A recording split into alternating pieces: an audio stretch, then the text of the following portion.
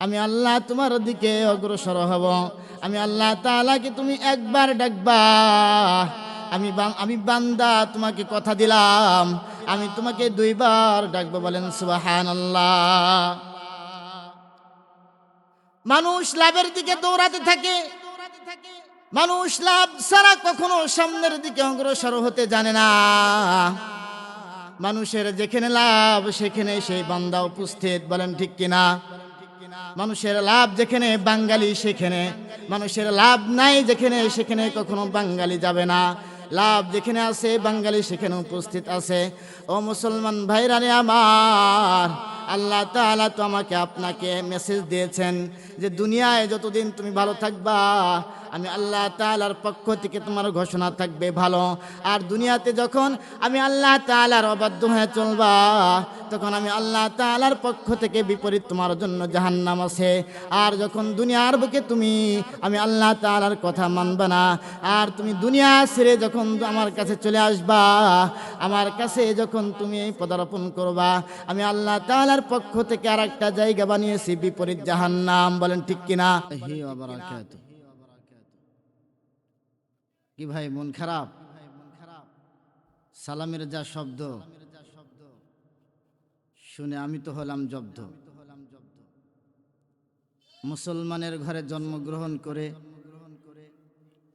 আর কতদিন থাকবে স্তব্ধ? থাকবো না আর স্তব্ধ, হবে এখন শব্দ। শব্দ হবে তো ইনশাআল্লাহ। আসসালামু আলাইকুম ওয়া রাহমাতুল্লাহি ওয়া বারাকাতুহু।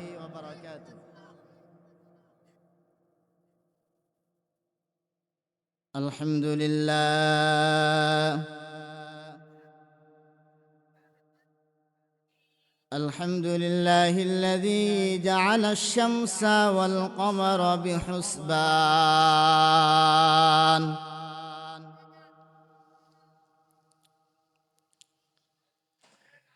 والنجم والشجر يسجدان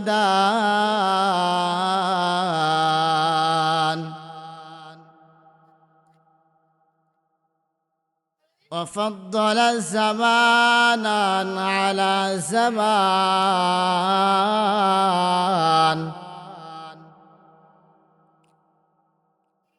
كما فضل مكانا على مكان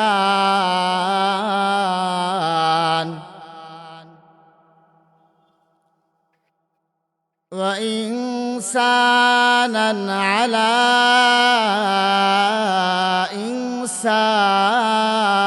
إنسان. ونشهد أن لا إله إلا الله وحده لا شريك له لا ضد له ولا ند له ولا مثل له.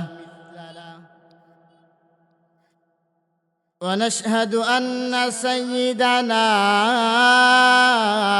وسندنا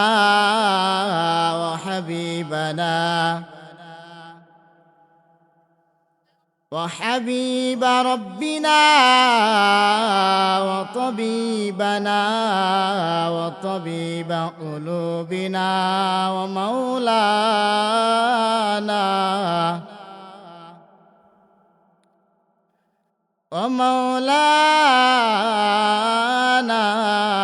محمدا عبده ورسوله الذي أرسله الله تعالى بالحق بشيرا ونذيرا وداعيا إلى الله بإذنه وسراجا وقمرا منيرا. فقد قال الله تعالى في كلامه المجيد وفي الفرقانه الحميد أعوذ بالله من الشيطان الرجيم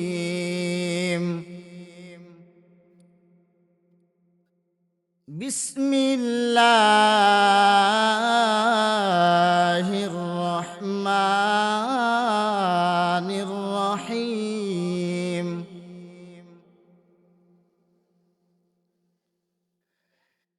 إن الذين آمنوا وعملوا الصالحات كانت لهم جنات الفردوس نزلا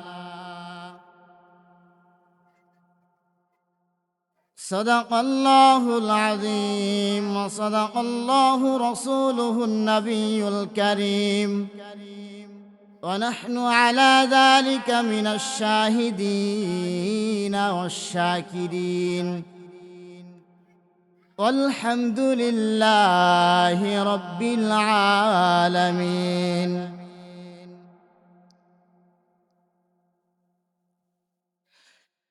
আমি যদি কখনো তায়েফে যাই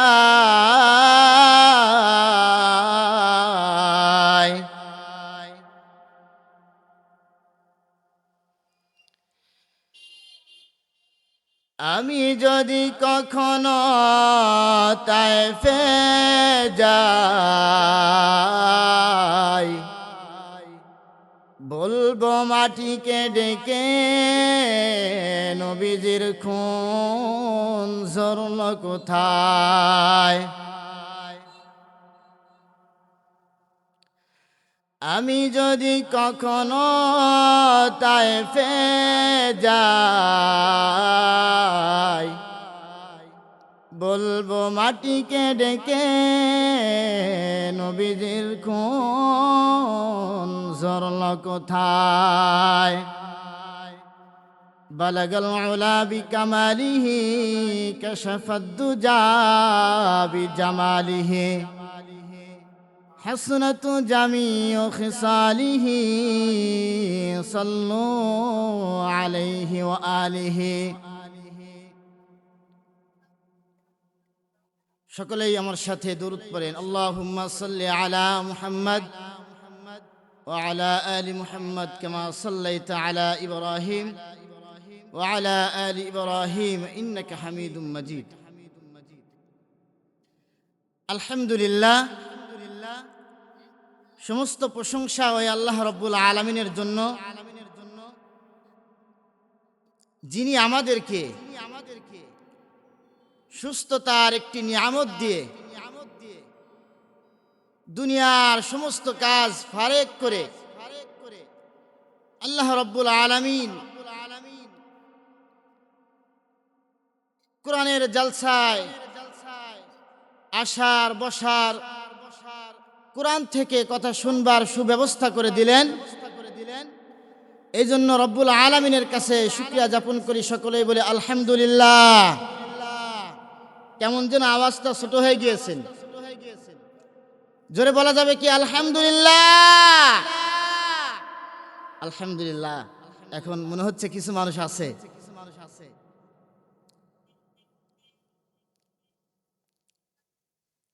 আল্লাহ তাআলা কুরআন থেকে আমি একটি আয়াত পাঠ করেছি সূরাতুল কাহফের 7 নম্বর আয়াত 107 নম্বর আয়াত আল্লাহ রাব্বুল আলামিন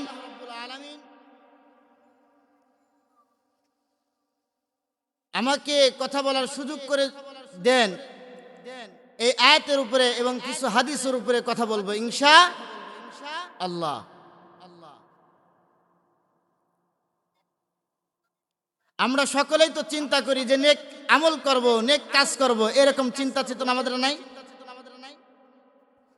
আমাদের কিন্তু এই চিন্তা চেতনা বেশি যে কি করে মানুষ নেক কাজ করতে পারবে, নেক কাজের দিকে অগ্রসর হতে পারবে, এই চিন্তা সবার আছে না নাই? কেউ কি চায় যে আমি বদ্দিনী হয়ে কবরে যাই? পৃথিবীর কোনো মানুষ চায় না। সকলেই চায় ভালো খাইতে, সকলেই চায় ভালো কিছু করতে। কি বলেন, ঠিক আছে তো কথা? তা আল্লাহ রাব্বুল আলামিন সূরাতুল কাহফের মধ্যে যেই মেসেজটা আমাদের দিয়েছেন, এই মেসেজ অনুযায়ী আমরা যদি জীবন পরিচালনা করতে পারি, তাহলে বলেন তো আমাদের জন্য ভালো না মন্দ? নিঃসন্দেহে বলেন, সন্দেহ ছাড়া বলেন, ভালো না মন্দ? নিঃসন্দেহে আমাদের ভালো ছাড়া খারাপ আর কখনো কি হবে না, সম্ভব হবে না। রব্বুল আলামিন বলেন, ইন্নাল্লাযীনা আমানু ওয়া আমিলুস সালিহাতি কানাত লাহুম জান্নাতুল ফিরদাউসি নুজুলা। জোরে সরে বলেন আল্লাহু আকবার। রব্বুল আলামিন বলেন, ইন্নাল্লাযীনা আমানু, নিশ্চয় যারা ঈমান আনবে। কি আনবে? জোরে বলেন, কি আনবে? আল্লাহ রাব্বুল আলামিন বলেন, নিশ্চয় যারা আমি আল্লাহ তাআলার উপর ঈমান আনবে, ওয়া আমিলুস সালিহাত, ভালো আমল করবে, সৎ কাজ করবে। কথা কার? জোরে বলেন কার?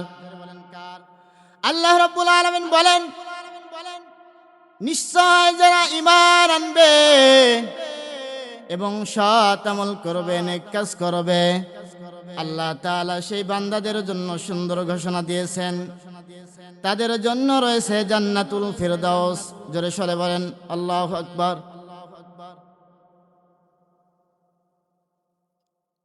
আল্লাহ রাব্বুল আলামিন দুনিয়ার মানুষদেরকে বললেন, যেই বান্দা আমি আল্লাহ তাআলার প্রতি ঈমান আনবে এবং নেক আমল করবে, আমি আল্লাহ তাআলার পক্ষ থেকে ঘোষণা, সেই বান্দার জন্য জান্নাতুল ফিরদাউসের ব্যবস্থা করে দেব। বলেন সুবহানাল্লাহ।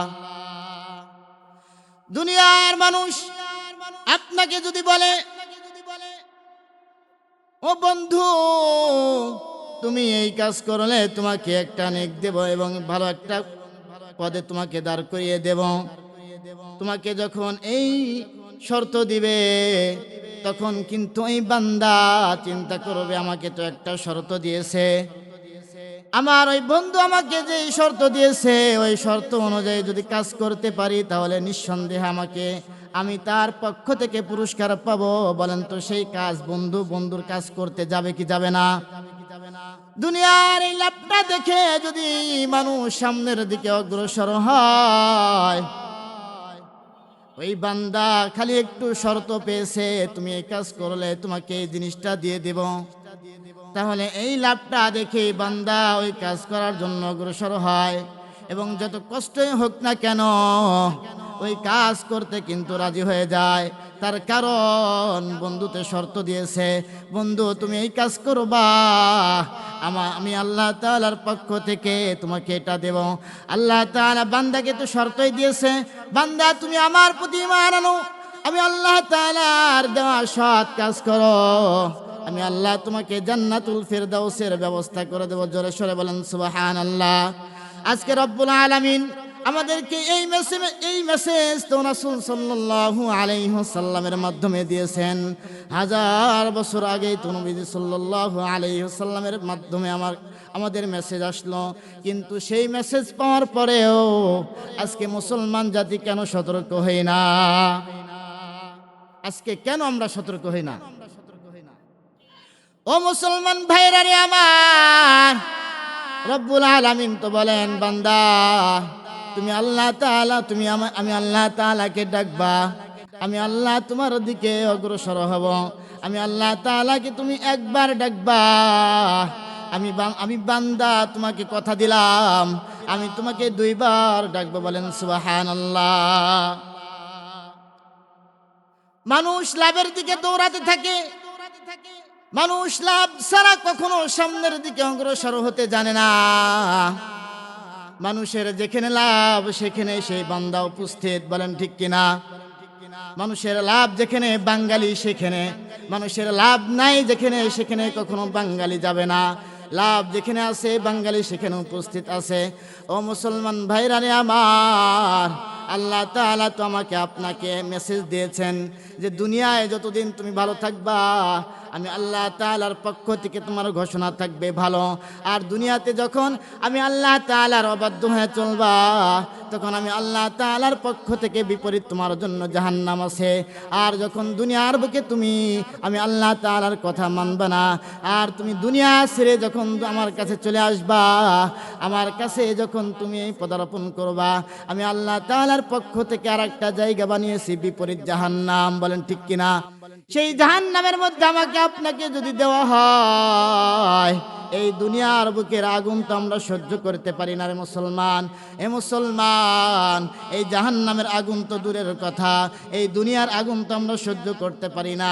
আমরা দিয়াশলাইয়ের কাঠি দ্বারা যে আগুন জ্বালাই সে আগুন দিয়ে কিন্তু হাতে লাগাতে পারি না। পারি কি পারি? আমরা কি পারি? আমরা দিয়াশলাইয়ের আগুন যেটা আমরা ধরতে পারি না, এই জিনিসটা আমরা সহ্য করতে পারি না। ছোট্ট একটা দুনিয়ার আগুন, আর আখিরাতের আগুন জাহান্নামের আগুন তো বড় কঠিন। ওই আগুন কি করে সহ্য করব?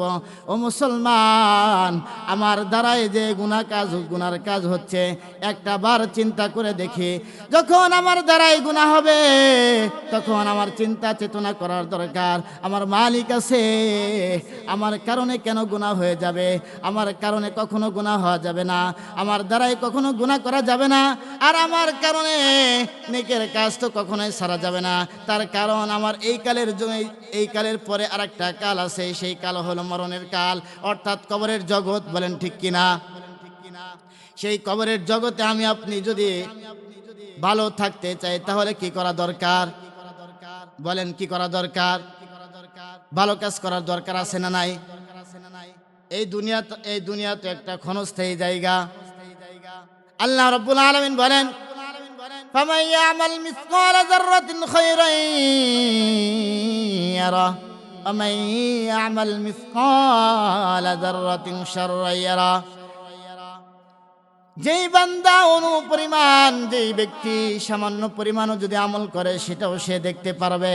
এটা কার কথা? জোরে বলেন কার কথা? বান্দা যখন ছোট্ট আমল করবে আল্লাহ তাআলা তো বলেই দিয়েছেন সেই ছোট্ট আমলটাও বান্দা দেখতে পারবে। ভালো আমল করলো সেটা অনুপরিমাণও যদি হয় সেটা বান্দা দেখতে পারবে। আর বান্দা যখন খারাপ কাজ করবে, গুনার কাজ করবে, সেটাও যদি অনুপরিমাণও হয় সেটাও বান্দা দেখতে পারবে। এই কথা কার? এই কথা কার? আল্লাহ রাব্বুল আলামিন। আল্লাহ রাব্বুল আলামিন আমাকে আপনাকে কত সুন্দর কথা বলে দিয়েছেন যে বান্দা তুমি যদি ছোট্ট আমল করো সেটা আমি আল্লাহ তাআলার ক্ষমতা তোমাকে দেখার মতো সক্ষমতা দিয়ে দিয়েছি। আর বান্দা তুমি যদি খারাপ বদদিনী গুনাহের কাজ যদি করে ফেলো, আমি আল্লাহ তাআলার ক্ষমতা আছে এই কাজটাও এই আমলটাও তুমি দেখতে পারবা। আল্লাহ রাসূল সাল্লাল্লাহু আলাইহি ওয়াসাল্লাম বলেন, আহাব্বুল আমালি ইলাল্লাহি আদওয়ামুহা ওয়া ইন কাল্লা। বান্দার আমল ছোট যদি হয় আল্লাহ তাআলার কাছে ওই আমল সবচেয়ে পছন্দনীয়। যেই বান্দা নিয়মিত একটা আমল করে সেই আমলটা যদি নিয়মিত হয় এবং সেই আমলটা যদি অল্প হয় তাও আল্লাহ তাআলার কাছে গ্রহণযোগ্য এবং প্রিয়। বলেন সুবহানাল্লাহ। বান্দা যখন ছোট্ট আমল করে এটা কন্টিনিউ করতে থাকে, বারবার করতে থাকে, লাগাতার করতে থাকে, ছোট্ট আমল। কিন্তু নবীজি সাল্লাল্লাহু আলাইহি ওয়াসাল্লাম বলেন, আমি আল্লাহ তাআলার কাছে সেই আমলটাও গ্রহণযোগ্য এবং সেই আমলটাও আমার কাছে প্রিয়। এই জন্য ছোট্ট ছোট্ট আমল থেকে শুরু করব তো ইনশাআল্লাহ। ছোট্ট ছোট্ট আমল দিয়ে আমার জীবনকে সাজানো শুরু করব। আমি যদি ছোট্ট জিনিস দিয়ে আস্তে আস্তে করে জীবন সাজানো শুরু করি, তাহলে এক পর্যায়ে আমার জীবনটা শেষ পর্যন্ত অনেক বড় হয়ে যাবে। মানুষ যখন সংসার করে, সংসারটা কিন্তু মুহূর্তের মধ্যে বড় করতে পারে না, আস্তে আস্তেই কিন্তু বড় হয়। আস্তে আস্তে একটা একটা কিনতে কিনতে একটা জিনিস তৈরি করতে করতে জিনিসটা কিন্তু বড় সংসারে পরিণত হয়। বলেন ঠিক কিনা? মানুষ কিন্তু মুহূর্তের মধ্যে একটা জিনিস করতে পারে না, আস্তে আস্তে যেই জিনিসটা করবে সেই জিনিসের ভিতরে মজবুতি থাকে, সেই জিনিসটার ভিতরে মজবুতি হয়, সেই জিনিসটা ভালো হয়। আর আমি আপনি যেই জিনিসটা হুট করে করতে যাব, সেই জিনিসটার মধ্যে ত্রুটি যুক্ত হবে, ত্রুটি মুক্ত হবে না, ত্রুটি যুক্ত হবে। এই জন্য আমি আপনি ছোট্ট আমল যদি করতে পারি আল্লাহ তাআলাকে রাজি খুশি করার জন্য, তাহলে সেই কাজটা আল্লাহ তাআলার কাছে গ্রহণযোগ্য হবে কি হবে না? নবীজি সাল্লাল্লাহু আলাইহি ওয়াসাল্লাম বলেন, ইত্তাকিল্লাহা হাইতুমা কুনতা ওয়া আতবি'is সাইয়্যাতাল হাসানাতা তামহুহা। বান্দা তুমি যেখানে থাকো না কেন আল্লাহ তাআলাকে ভয় করো। আর আমরা তো এমন হয়ে গিয়েছি যে আল্লাহ রাব্বুল আলামিনকে দিলের ভিতর থেকে উঠাই দিয়েছি। আমার দিলের ভিতরে ভয়, আমার দিলের ভিতরে ভয় নিতার, আমার দিলের ভিতরে ভয় দুনিয়ার রাজত্ব করার। আমার নেতা আমাকে যেই কমেন্ট করেছে, যেই হুকুম করেছে, সেই নেতার কথা যদি না মানি, তাহলে আমার দিলের ভিতরে ভয় যে নেতা যদি আমাকে ধরে ফেলে, তাহলে নেতার কাছে কি জবাব দিব। এই কথা বলে কি বলে না? রব্বুল আলামিনের ভয় আমার অন্তরে যদি ঢুকে যায়, তাহলে তো আমার জন্য সুনসিব।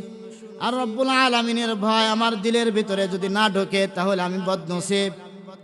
আল্লাহ রাব্বুল আলামিনের ভয় অন্তরে যদি ঢুকে যায়, তাহলে আপনি ওই সকল বুজুর্গদের মতো হয়ে যাবেন। আল্লামা খিরকানী রহমতুল্লাহি আলাইহি তার একটা কথা মনে পড়ে যায়। আল্লামা খিরকানী রহমতুল্লাহি আলাইহি বিখ্যাত একজন আলেম, একজন অনেক বড় বুজুর্গ, আল্লাহওয়ালা মানুষ, অনেক বড় গরিব মানুষ ছিলেন, দরিদ্র মানুষ ছিলেন। উনি কুড়াল নিয়ে জঙ্গলের মধ্যে কাঠ কাটত, রুজির আয় রোজগারের ব্যবস্থা এটাই ছিল। হযরত খিরকানী রহমতুল্লাহি আলাইহি উনার দিলের ভিতরে তো খৌফে খুদার ভয় ঢুকে গিয়েছে। একমাত্র আল্লাহ তাআলাকে ভয় করে, পৃথিবীর কোনো মানুষকে তিনি ভয় করেন না। একমাত্র কাকে ভয় করে?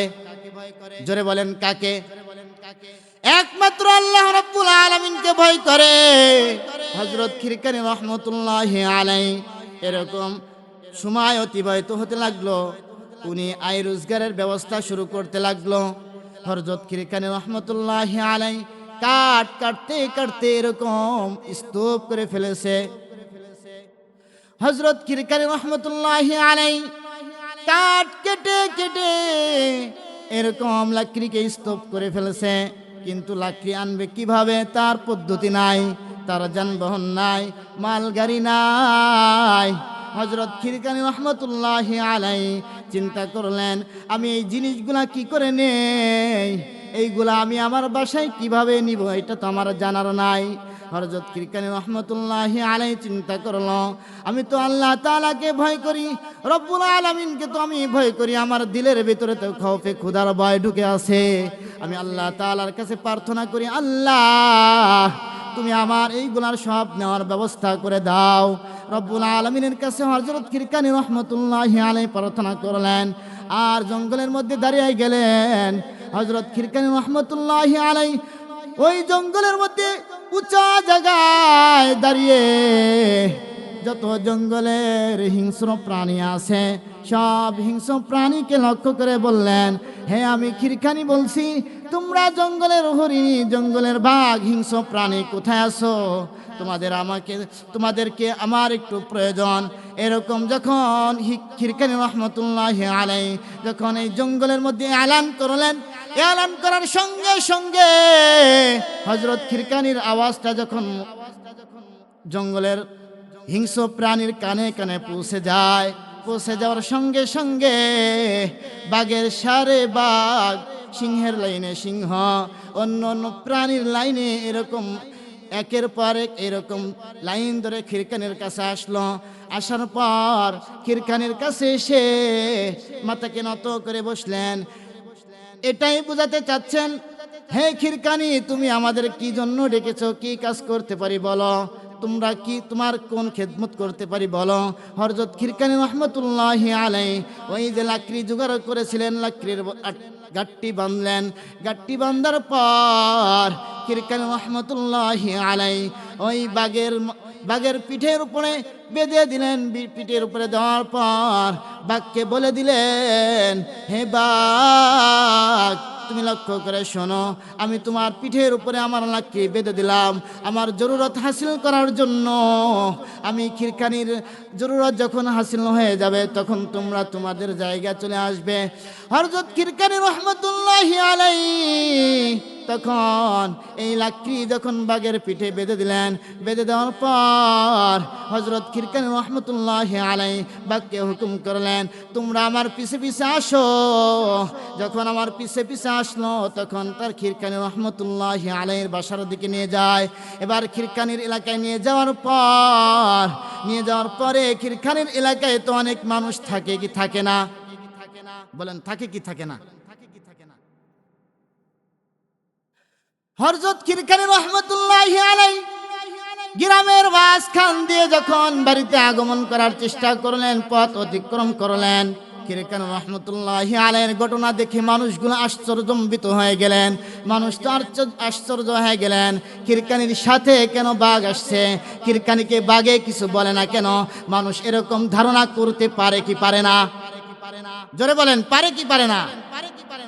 খিরখানি রহমতুল্লাহি আলাইহি যখন বাঘ এরকম ভাবে বাড়িতে নিয়ে গেলেন, এলাকার মানুষজন দেখে খিরখানির বিষয়টা জানতে পারলো যে খিরখানির এই অদ্ভুত কাণ্ড কিভাবে হলো। খিরখানির এই অদ্ভুত কাণ্ড দেখার পর চিন্তা করলো, এই খিরখানি তো খিরখানি না, এই খিরখানির তো দিনের ভিতরে খৌফে খুদার ভয় ঢুকেছে। কার ভয় ঢুকেছে? কার ভয় ঢুকেছে? জোরে বলেন, কার? আল্লাহ রাব্বুল আলামিনের ভয় আমার আপনার অন্তরে যদি ঢুকে যায় তাহলে পুরো দুনিয়া তো আমার, পুরো দুনিয়া তো আপনার, দুনিয়ার সকল মাখলুক আপনার কথা শুনবে। ও মুসলমান, আমরা কিসের ভয় করি? একমাত্র আল্লাহকে ছাড়া পৃথিবীর কোনো জিনিসের ভয় করা যাবে না। ও মুসলমান, আল্লাহ তাআলাকে যদি দিলের ভিতরে বসাইতে পারি তাহলে আমার আপনার কোনো ভয় নাই। কিছুদিন আগে দেখেননি, 1-1.5 বছর আগে স্বৈরাচার ছিল কি ছিল না? এই স্বৈরাচার কত আলেমদেরকে গুম করেছে, হত্যা করেছে। এই আলেম কোথায়? আলেম তো আলেমের জায়গায় আছে, কিন্তু স্বৈরাচার তো আর নাই। স্বৈরাচার আছে? স্বৈরাচার কোথায়? স্বৈরাচার তো দাদাবাবুর কাছে, দাদাবাবুর কাছে গেছে। দাদি কোথায়? দাদি গেছে দাদাবাবুর কাছে। স্বৈরাচার তো দাদারও বউ নাই, দাদিরও কি নাই? কথা আছে না, আমারও বউ নাই, তোমারও স্বামী নাই, আসো দুইজন সংসার করে খায়। ঠিক কিনা? ও মুসলমান, লক্ষ্য করে শুনতে হবে, দিলের কান দিয়ে বুঝতে হবে, দিলের কান দিয়ে শুনতে হবে। ওই যে বলছিলাম খিরখানি রহমতুল্লাহি আলাইহির কথা, মনে আছে তো? ওই খিরখানি রহমতুল্লাহি আলাইহি যখন বাড়ি দিয়ে যাচ্ছিলেন এলাকাতে, এলাকার মাঝখান দিয়ে বাড়ির দিকে যাচ্ছিলেন, খিরকানির দৃশ্যটা দেখে মানুষ বড় আশ্চর্যজম্বিত হলেন। খিরকানি করে কি? খিরকানি মানুষের সামনে দিয়ে বাঘ দিয়ে যখন রওনা হলেন, বাঘকে তো আগেই বলে দিয়েছে আমার গ্রাম দিয়ে অতিক্রম করবা, কিন্তু বেয়াদবি করা যাবে, বেয়াদবি করা যাবে না। কার সাথে? আমার মহল্লাবাসীর সাথে বেয়াদবিমূলক আচরণ করা যাবে না। খিরকানি রহমতুল্লাহি আলাইহি যখন এরকম করতে করতে বাড়ির দিকে চলে গেলেন, বাড়িতে যে বাঘ যখন তার বাড়িতে পৌঁছালেন, পৌঁছানোর পর এখন খিরকানিকে বললেন, খিরকানি বাঘদের বললেন আমার যেই মাল সামানা সেটা আমার বাড়িতে রাখো এবং মাল সামানা আমার বাড়িতে দিয়ে তোমরা তোমার পথ ধরে তোমার গন্তব্যে চলে যাও। এবার খিরকানি যখন এই কথা ওই প্রাণীদেরকে বলে দিলেন, বলে দেওয়ার পর খিরকানির কথা তো তাদের কানে আছে, তাদের মাথায় আছে। তার কারণ খিরকানি তো একটা কাজ করে নাই, করেছেন যিনি তিনি কে? আল্লাহ। খিরকানি শুধু মুখ দিয়ে বের করছে, কাজ তো করিয়ে দিয়েছেন আমার উপরের মালিক। কাজ করার ক্ষমতা কার? আমার আপনার করার কিছুই নাই। যিনি করতে পারেন তিনি কে? রব্বুল আলামিন তো খিরকানির ভিতরে এরকম খৌফে খুদার ভয় তৈরি করে দিয়েছেন। আর খিরকানি যা বলে সেটা হিংস্র প্রাণীগুলাও সেটা মানতে বাধ্য। কিন্তু খিরকানির কথা যখন শেষ, খিরকানির বাসা থেকে যখন বাঘ চলে আসে, বাঘের কাতারে বাঘ যখন গ্রাম থেকে অতিক্রম করতে করতে পায়ে হাঁটি হাঁটি পা পা করে যখন ওই জঙ্গলের মধ্যে চলে যায়, চিন্তা করলো যে হরিণ বাঘ তো কিছু বলে না।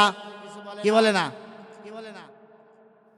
বাঘ এক দৌড় দিয়ে ওই জঙ্গলের কোনায় যা উপস্থিত।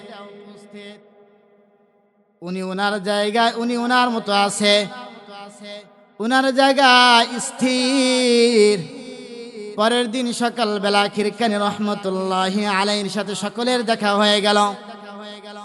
খিরকানিকে জিজ্ঞাসা করলো, ও খিরকানি, তুমি তো এমন পর্যায়ে পৌঁছে গিয়েছ, তোমার অবস্থা তো করুন, তুমি এটা অর্জন করলে কি করে? খিরকানি রহমতুল্লাহি আলাইহি বলে, আমি তো কোনো কিছুই পয়দা করতে পারি নাই, আমি তো কোনো কিছুই তৈরি করতে পারি নাই। যিনি করেন তিনি কে? আল্লাহ।